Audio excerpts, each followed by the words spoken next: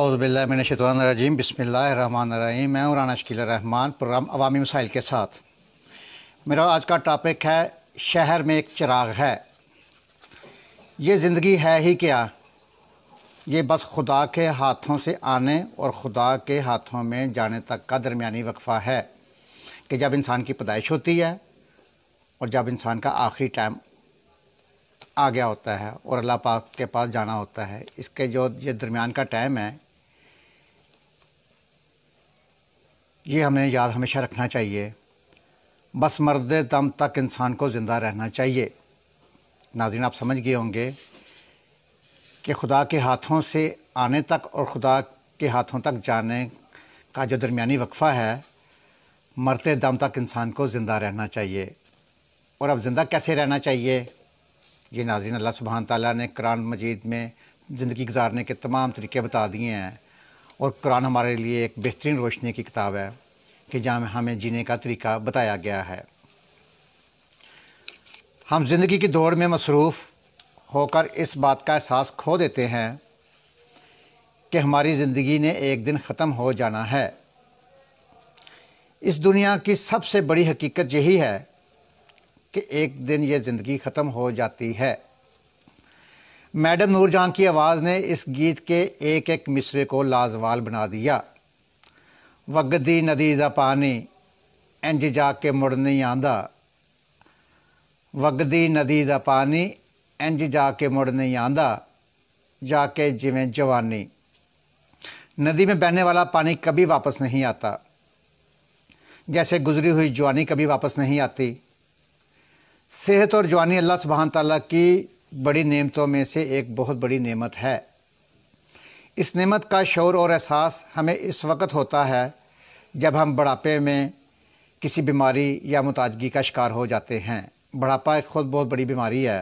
خدا نخواستہ اس میں آپ محتاج ہو جائیں تو بہت پریشانی کا سامنا کرنا پڑتا ہے، اور یقیناً ہم چاہتے ہیں کہ ہم پہلے کی طرح جوان اور صحت مند ہو جائیں، لیکن تندرستی اور جوانی ہاتھ سے جائے تو وہ دوبارہ نہیں آتی۔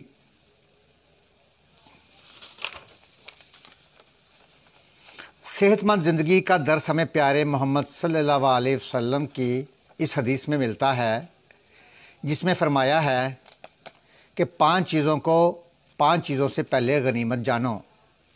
ان میں سے صحت بھی ہے۔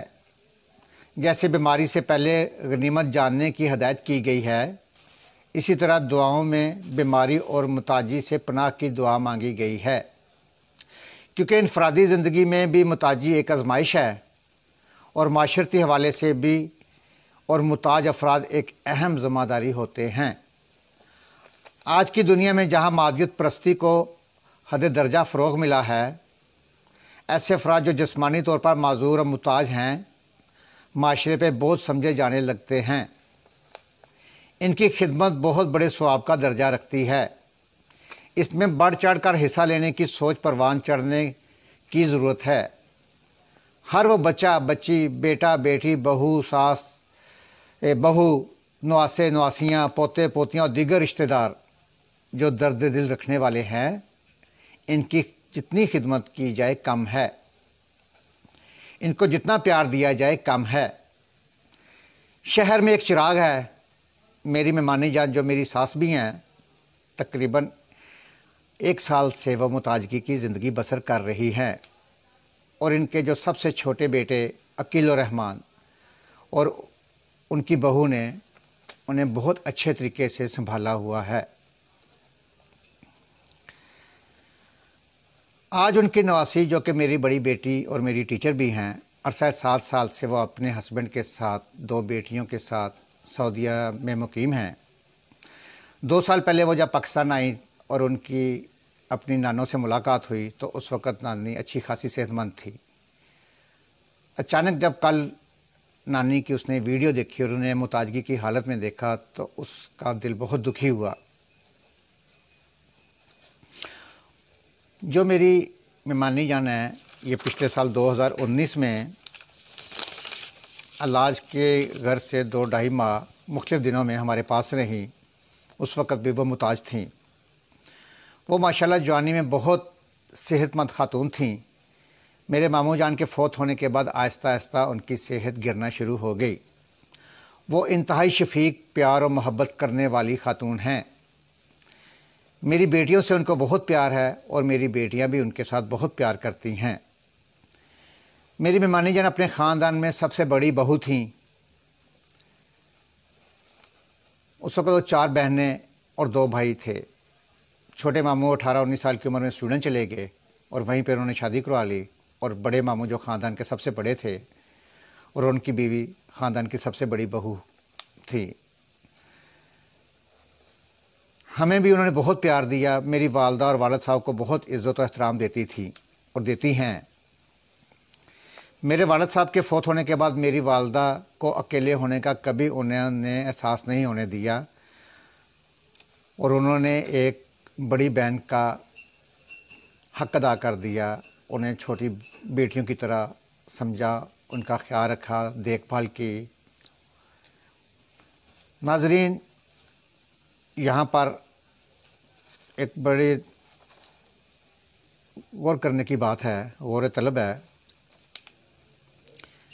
جیسا کرو گے ویسا بھرو گے، جیسا کرو گے ویسا بھرو گے، یہ مکافات عمل ہے، جو بیجو گے وہ کاٹو گے۔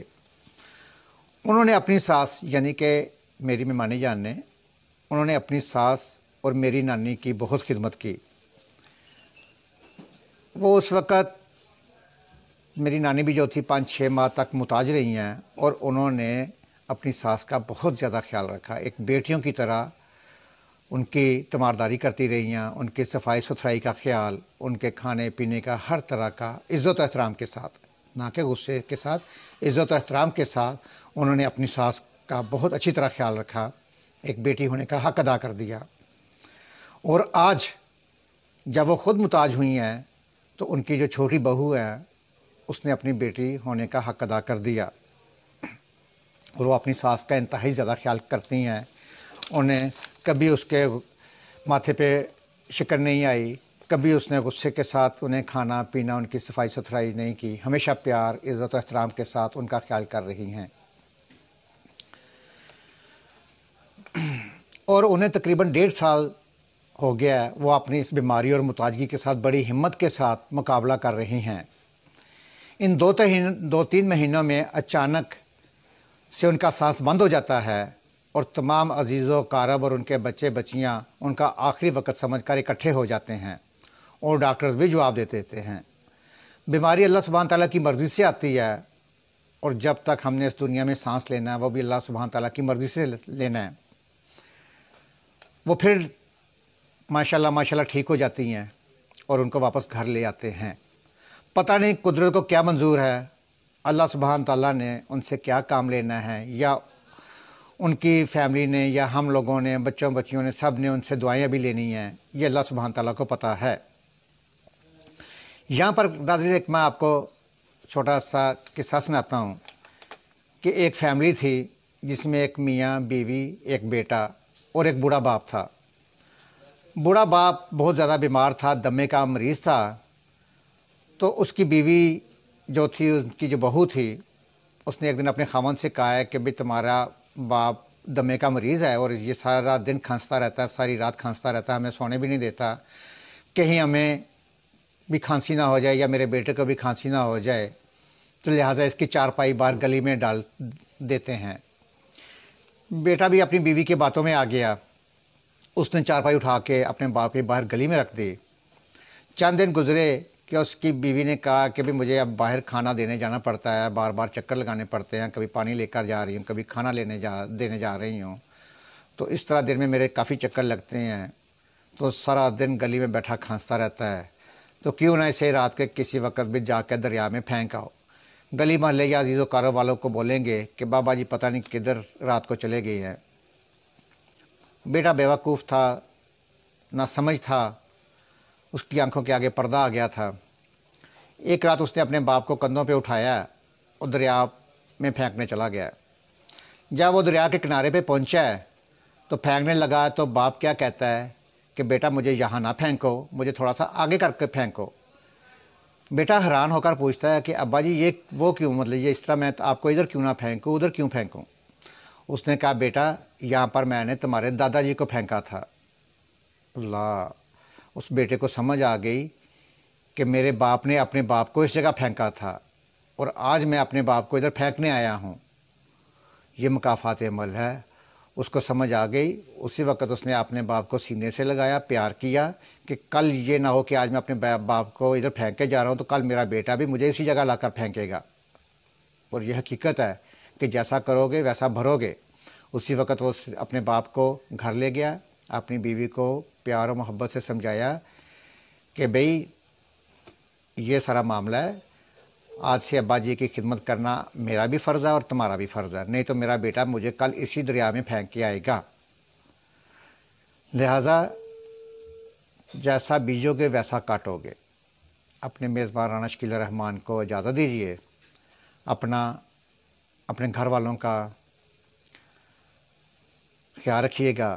اللہ سبحانہ تعالیٰ آپ کو ہر طرح کی پریشانیوں سے بچا کر رکھے۔ اللہ سبحانہ تعالیٰ ہم سب کے ماں باپ کو صحت و تندرستی والی اور لمبی عمر دے، اور اللہ پاک ان کا سایہ شفقت ہمارے سروں پر ہمیشہ قائم دائم رکھے، آمین۔ اپنے گھر کا، اپنے محلے کا، اپنے شہر کا اور اپنے خوبصورت پاکستان کی صفائی کا خاص خیال رکھیں۔ صفائی نصف ایمان ہے۔ پاکستان زندہ باد، پائندہ باد۔ اللہ حافظ۔